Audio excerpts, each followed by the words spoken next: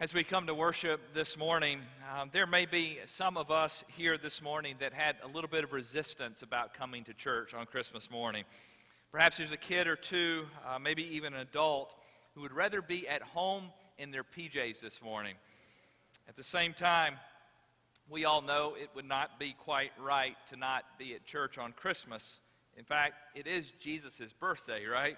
And if Jesus really is the reason for the season, then we could spend an hour or less in worship, right? Let me say up front this morning, the sermon's going to be a little bit different this morning. We're gathered as one church body. There's no children's church. There's no nursery this morning. And so here we are again, ages 0 to 99, all in the same room this morning.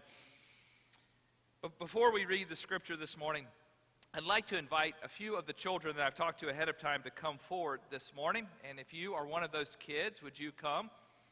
I think we have Levi, Ian, Olivia, Natalie, and Andy. All right, these guys are going to help me out this morning. And you can just find a seat here. You don't have to talk in the microphone, so I'll move this out of the way. All right, thank you guys.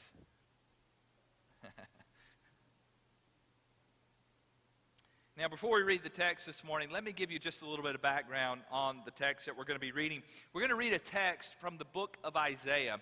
And Isaiah is a prophecy that was written hundreds of years before Jesus was born. And when Isaiah wrote these words, the people of God were in a difficult place. They had disobeyed God. They had turned away from God. Yet in the midst of this dark place, Isaiah speaks to them a promise. He spoke about what God was going to do in the future. Now, most scholars understand Isaiah chapter 9 as describing the coming of the Messiah, the coming of Jesus. And as we read it this morning, we understand that we now live on the other side of Jesus showing up. We live on the other side of the prophecy being fulfilled. Jesus is here, and we celebrate that today. And that's why we're gathered in this place. Now let's look at this text together. I'm going to ask Rob Itzen to come. Rob is a kid that grew up in this church, right? He lives in Maryland now, but we're glad to have him back reading the text this morning. He's going to read Isaiah chapter 9, verses 2 through 7. The kids in this church still look really good. But no one told me I could wear my pajamas. I'm going to talk to them. Let's hear what Isaiah has to say. The people walking in darkness have seen a great light. On those living in the land of deep darkness, a light has dawned. You have enlarged the nation and increased their joy. They rejoice before you as people rejoice at the harvest, as warriors rejoice when dividing the plunder. For as in the day of Midian's defeat, you have shattered the yoke that burdens them, the bar across their shoulders, the rod of their oppressor. Every warrior's boot used in battle and every garment rolled in blood will be destined for burning, will be fuel for the fire. For to us a child is born, to us a son is given, and the government will be on his shoulders, and he will be called Wonderful Counselor, Mighty God, Everlasting Father, Prince of Peace. Of the greatness of his government and peace there will be no end. He will reign on David's throne and over his kingdom, establishing and upholding it with justice and righteousness from that time on and forever. The zeal of the Lord Almighty will accomplish this. All right, thank you, Rob. And I would encourage you, if you have a Bible with you, if you want to be looking at this text this morning, it's Isaiah chapter 9, verses 2 through 7. Now, we have several presents this morning that the kids are going to open, and these presents are going to represent a part of the text. So, Olivia, I'm going to give you this present first, and I'm going to ask you to open that. Would you do that? You go ahead and open it up and show everybody what is in that present. These probably aren't as good as the presents they've already gotten this morning, but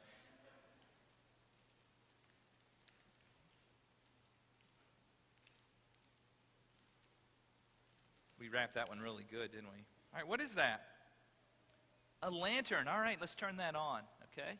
Whew, that's bright, isn't it? All right, you hold that right there. Look at verse 2 here. The people walking in darkness have seen a great light. On those living in a land of deep darkness, a light has dawned. Have you ever been in the dark? I mean, really been in the dark. When I was at Central Baptist Church in Springfield, Illinois, my office was down in the basement. And the basement was a little bit different than our basement. There were no windows in the basement. And in fact, the doorways that led up to the stairs above were shut. And so if you were down in that dark hallway, it was very dark. And one night, I walked out of my office, and without thinking, I pulled the door behind me, and it was pitch dark. I mean, so dark, I could not see my hand in front of my face. And I thought, well, I've been in this hallway lots of times. I can probably make my way over to the door. And I started walking, and I misjudged the edge of the hallway, and I slammed my head into the wall. Thinking I'm going to pass out here. Christy's going to I'm not going to show up. She'll call the police, and they'll find me laying here passed out in this hallway. I crawled, though, down the hallway, felt the first doorway to the right, which was a bathroom, and got up and turned the light on, and blood was pouring down my head. I mean, that is darkness, isn't it? I'll never forget that. I crawled, and again, I made my way into that place, and when I turned the light on, all of a sudden, the darkness was dispelled. All of a sudden, I could see again. All of a sudden, I was no longer in this place of pain, if you will. What a great image, isn't it? That Jesus would come and bring light into a dark world. When Jesus came, he dispelled the darkness. That's the first gift that we have this morning. It's a gift that Jesus gives us. He breaks down the power of darkness. Now, we have another gift this morning, and I'll let you turn that off so you don't blind yourself this morning, all right? And this one is a green bow, and it's for Ian. All right, Ian, you get to open that up there, and you have to show everybody what that is.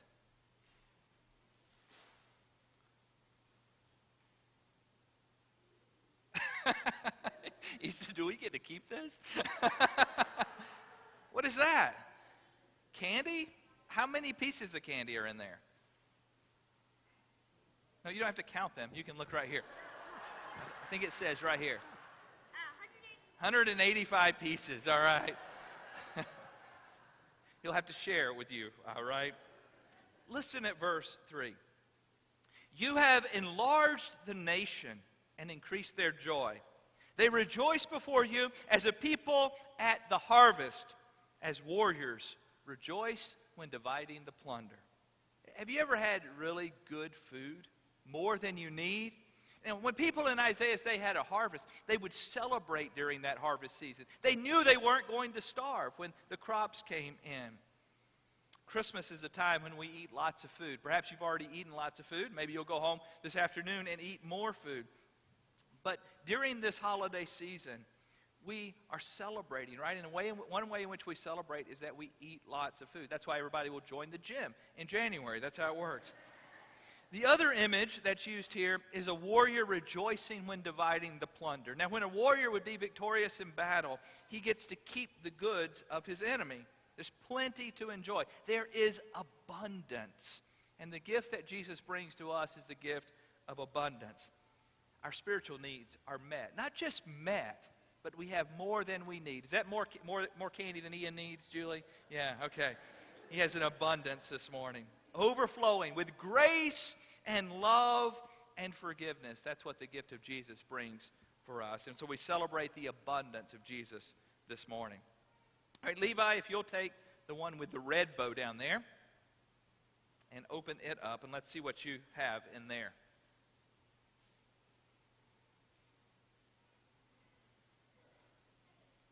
This is some thick tape right here, isn't it? You need some help? There you go. Wow.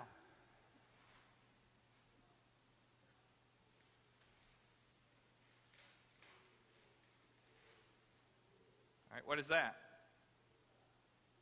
A safe, okay. Does it have a combination there? Okay, does it have a little lock thing? Okay, I'm going to give you the code. It's 5555. To make that easy so I would remember it.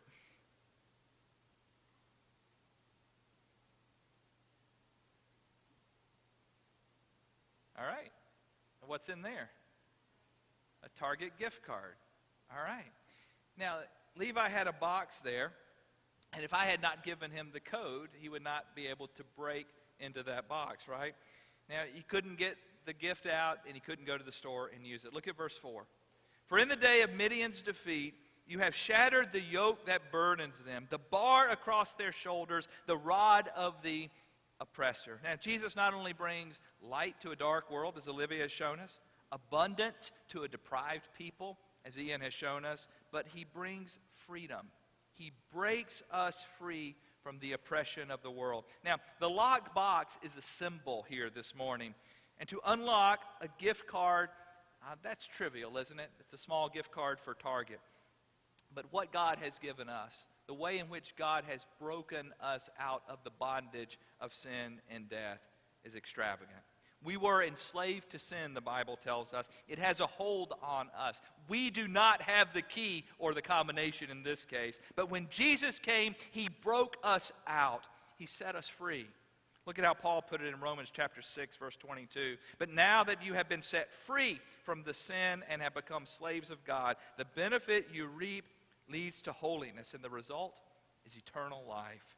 And again, 2 Corinthians 3:17. Now the Lord is the Spirit. Now the Lord is the Spirit, and where the Spirit of the Lord is, there is freedom.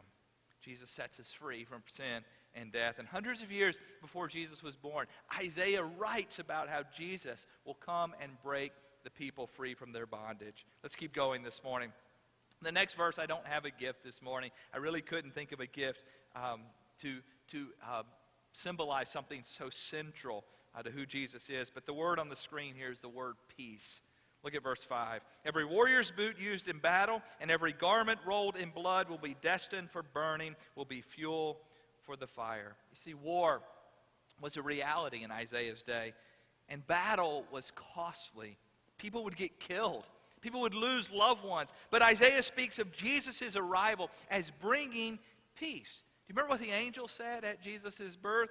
Luke 2:14. Glory to God in the highest heaven, and on earth, what did he say? Peace to those on whom his favor rests. Jesus came to bring peace. Now, war garments are rolled in blood, Isaiah says. And now these garments are going to be burned. They're going to be fuel for the fire, Isaiah says. Now, Jesus brings many gifts, and we've been talking about that. Light in the darkness, abundant provision, freedom from the chains of sin and death, and peace in a world of violence and bloodshed. Look at what the psalmist said in Psalm 46:9. He makes wars cease to the ends of the earth. He breaks the bow and shatters the spear. He burns the shields with fire. What a wonderful gift, the gift of peace. Now, we have a silver bow gift, and this one's for Natalie. Andy, can you hand that to Natalie? The one with the silver bow there. And let's let her open that one. If it's as hard as Levi and Ian's, she may need a little help there.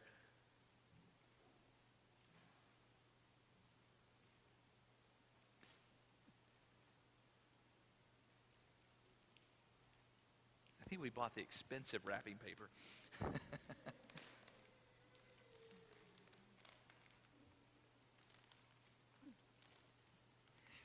Let me help you here. Let's start this. Wow, man, that's tough. All right, go ahead and rip it there.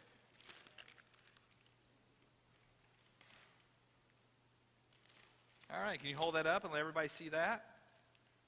What is that? A baby doll, exactly. Look at verse 6 together. And this is the famous verse from Isaiah. For to us a child is born. To us a son is given, and the government will be on his shoulders. He'll be called Wonderful Counselor, Mighty God, Everlasting Father, Prince of Peace. You think about it, it's, Christmas is something we've all kind of grown up with. We think of the baby in the manger. But think about this, a child. That's how God came into our world. He could have came in riding a horse, right, in power. But he came as a child. He came in a humble way to a humble couple, born in a stable, placed in a manger. Jesus came to this lowly place so that everyone could be included. One more gift this morning, and this is a gift with a gold bow. Levi, would you hand that to Andy there? Let's see how much luck Andy has getting into this thing this morning.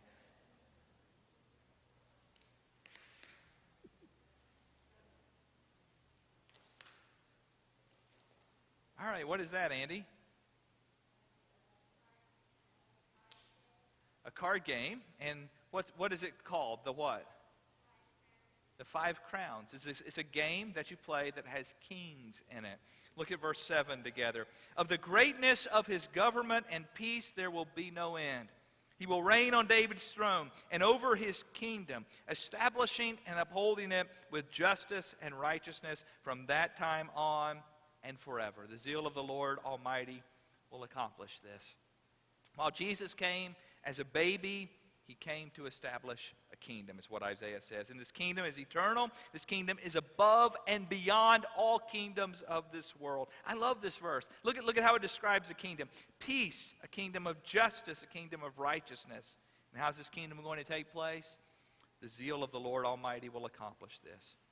We have one final gift, and really several final gifts, I guess, under the tree this morning.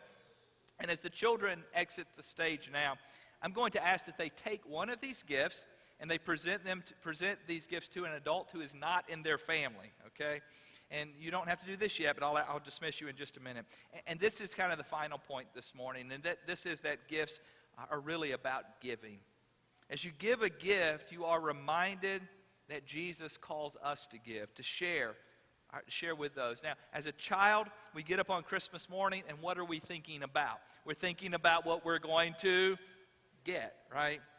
But as we mature, we realize that it's not about getting, it's about giving.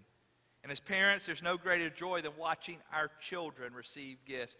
This is how God feels about us. He has given us the greatest gift possible through Jesus.